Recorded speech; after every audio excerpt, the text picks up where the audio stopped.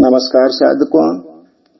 पिछले व्याख्यान में हमने प्रेम के उस दिव्य स्वरूप को समझा जो हमें जोड़ता है परिवार से, समाज से और परमात्मा से। लेकिन आज हम एक और गहरे प्रश्न की ओर बढ़ेंगे। क्या हमने कभी स्वयं से प्रेम किया है? हम दूसरों के लिए त्याग करते हैं, दूसरों की चिंता करते हैं, दूसरों को क्षमा भी करते हैं, पर क्या हम अपने प्रति भी उतने ही करुणामय हैं? स्व प्रेम अहंकार नहीं है, स्व प्रेम स्वार्थ भी नहीं है। स्व प्रेम वह पवित्र भावना है जिसमें हम अपने भीतर स्थित आत्मा के प्रति सम्मान प्रकट करते हैं। जैसे दीपक पहले स्वयं प्रकाशित होता है, तभी वह दूसरों को प्रकाश देता है। उसी प्रकार जो व्यक्ति स्वयं से प्रेम करना सीख लेता है, वही सच्चा प्रेम संसार को दे सकता है।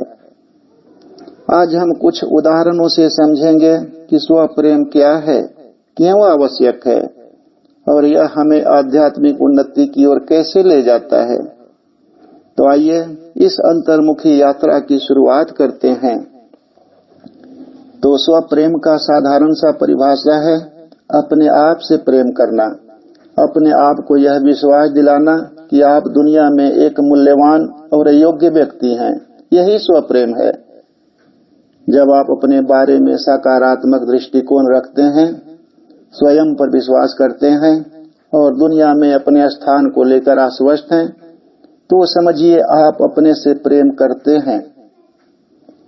स्व प्रेम स्वयं की पवित्रता को पहचानना है, अपने भीतर बसे दिव्यत्व का सम्मान करना है, अपने अस्तित्व को स्वीकार करना है, स्वयं को दोषी बनाने की आदत छोड़ना है। आध्यात्मिकता कहती है जो स्वयं से प्रेम नहीं कर सकता, वह किसी और से भी सच्चा प्रेम कभी कर ही नहीं सकता। हमारा विज्ञान भी कहता है self love reduces stress hormone and increases heart brain coherence, मतलब आंतरिक संतुलन को प्राप्त करना है। तो आइए सेल्फ लव यानी स्व प्रेम का अभ्यास करने के कुछ हम तरीके जानते हैं। तो अपने लिए ताजे फूल खरीदें और सोचें मैं भी सम्मान के योग्य हूँ, मेरा मन भी सौंदर्य का अधिकारी है। अपने घर या कमरे की सफाई करें। जहाँ भी आप काम करते हैं वहाँ की वस्तुओं को व्यवस्थित करके रखें। आराम और विश्राम के लिए समय निकालें। बार बार यह मंत्र दोहराएं, मैं स्वयं से प्रेम करता या करती हूँ और स्वयं को स्वीकार करता या करती हूँ। हर दिन कुछ मिनट ध्यान करें। अपने लिए सुंदर कपड़े उपयोग करें। चाय कॉफी का प्रयोग कम से कम करें। हर दिन अपनी पसंद की किताबें पढ़ें। हर दिन 7 से 8 घंटे तक सोने का प्रयास करें। हमेशा दूसरों की मदद करें और किसी की प्रशंसा भी करें। खुशबूदार लोशन से अपने शरीर पर मालिश करें। लंबी लंबी सैर पर जाएं। कुछ नया आजमाएं, जैसे डांस क्लास, कुकिंग क्लास, योग इत्यादि। अपने बाल और मेकअप पर ध्यान दें। अपने मोबाइल, लैपटॉप और कंप्यूटर को कुछ घंटों के लिए बंद रखें और अपने आप पर ध्यान दें। खुद को एक दिन की छुट्टी दें, सप्ताह में कम से कम एक दिन। कभी कभी डिनर पार्टी आयोजित करें। स्वयं को स्वीकारें, सम्मान करें और अपनी सीमाएं तय करें। स्वयं और दूसरों की सराहना करें। खुद की तुलना किसी दूसरे से न करें। हिंदू दर्शन में ज्ञान और प्रेम दोनों मोक्ष के मार्ग हैं। ज्ञान अहंकार को बुद्धि से मिटाता है और प्रेम अहंकार को हृदय से पिघलाता है। हमारे शास्त्रों में लिखा है ज्ञान आपको सत्य तक ले जाता है, प्रेम आपको सत्य में विलीन कर देता है। तो दोस्तों, जहाँ प्रेम सच्चा और दिव्य हो, वहाँ ब्रह्म ज्ञान भी पीछे रह जाता है। श्रीमद् भागवत पुराण में श्री कृष्ण उद्धव का प्रसंग आता है। उद्धव श्री कृष्ण के मित्र थे और निकट के संबंधी भी। वे ब्रह्म ज्ञानी थे, परंतु ब्रह्म ज्ञान का अहंकार उनके ऊपर छा गया था और प्रेम योग को ब्रह्म ज्ञान से तुच्छ समझते थे। क्योंकि उद्धव कृष्ण के अपने थे, इसलिए उनके अंदर से कृष्ण ने अहंकार को मिटाना चाहा। जब श्री कृष्ण मथुरा चले गए और ब्रज की गोपियां उनसे मिलने के लिए व्याकुल हुई, तो कृष्ण ने उद्धव को संदेश लेकर ब्रज भेजा।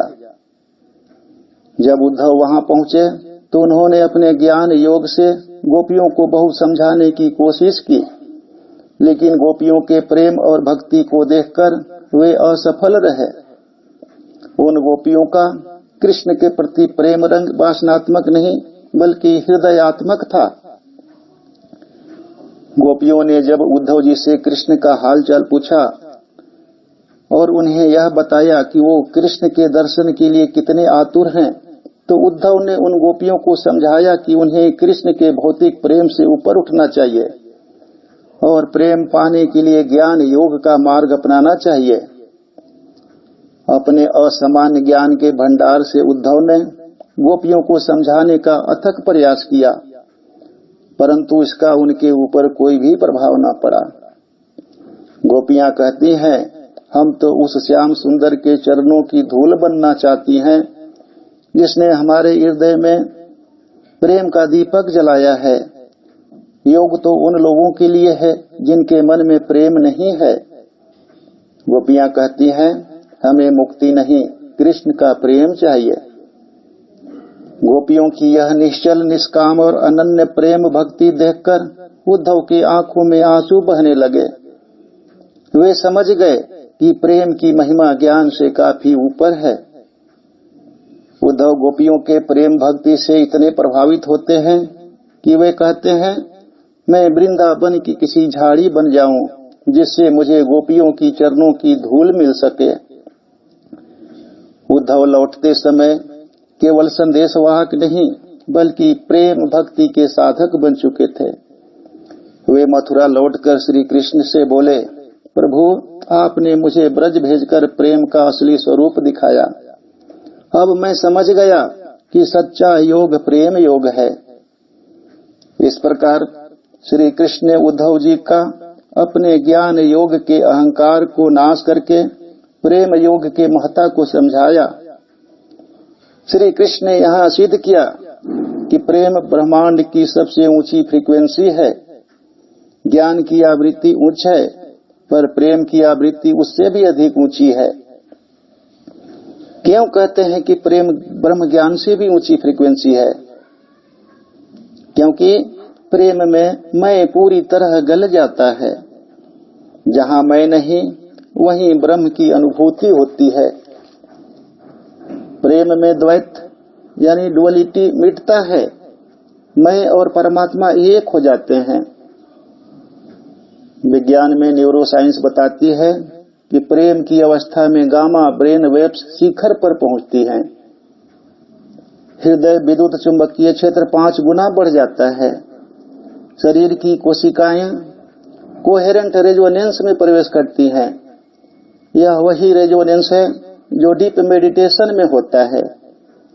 इसलिए कहा जाता है, love vibrates at one of the highest measurable frequency. तो प्रेम प्लस स्वप्रेम सर्वोच्च आध्यात्मिक अवस्था है।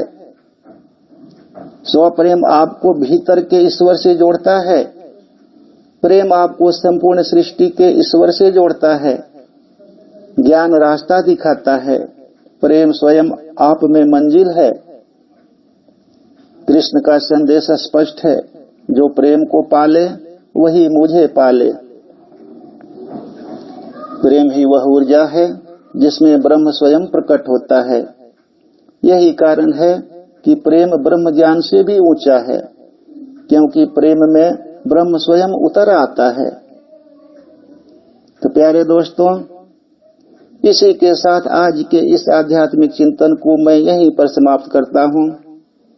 अगर यह ऑडियो संदेश आपको अच्छा लगा हो तो इसे लाइक करें, शेयर करें और सब्सक्राइब भी करें। अगले दिन पुनः इसी प्रकार के एक स्वर संदेश के साथ आप लोगों के सामने मैं उपस्थित होऊंगा। तब तक के लिए जय हिंद, जय भारत।